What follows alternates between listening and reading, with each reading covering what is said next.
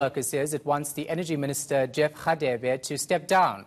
The union claims he still hasn't met with them to discuss the challenges facing eskom employees. NUM officials say they were not consulted about eskom's unbundling, and they also have issues with independent power producers. Govan Whittles is following the story. He joins us now in studio. So, Govan, before we get to that, let's talk about this meeting that the NUM had with Cyril Ramaphosa, the president. They were reassured. Why? How?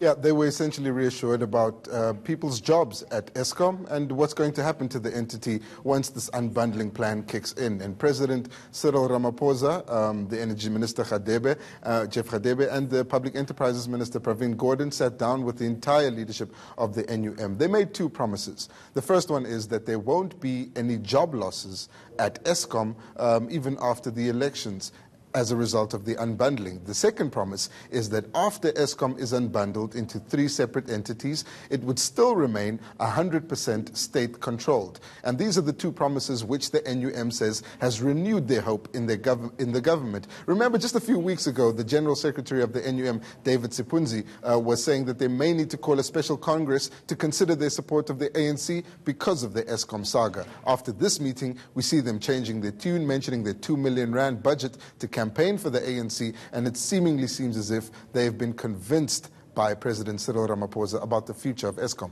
But they're still not happy with eskom and the not the Public Enterprise Minister, the Energy Department. That's right, and they seem to have a problem with the leadership of eskom and the leadership of Jeff Hadebe.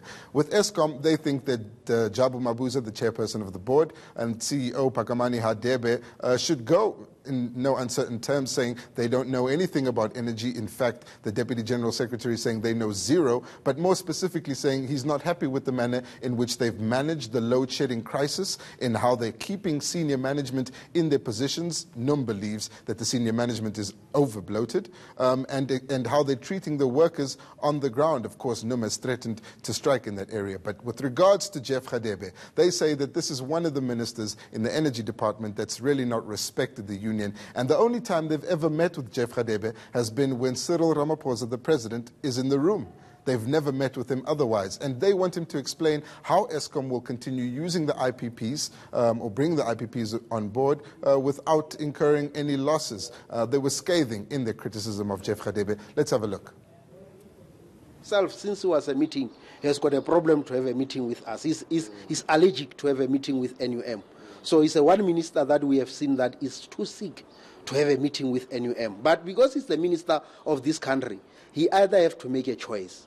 He either has to make a choice that he meet NUM, or he think that he is not fit for that position and he must relinquish that position, so that a minister that has got an energy to meet with NUM. We were meeting with ministers, by the way, why the IPPs were not signed.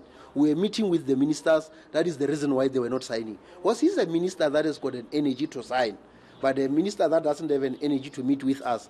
We hope that if he wants to be a minister of energy, he will have to come and meet with us, unless there is preparations that after the 8th May, he will no longer be the Minister of Energy. It's going to be interesting to watch that one. Thanks so much for that. Appreciate it.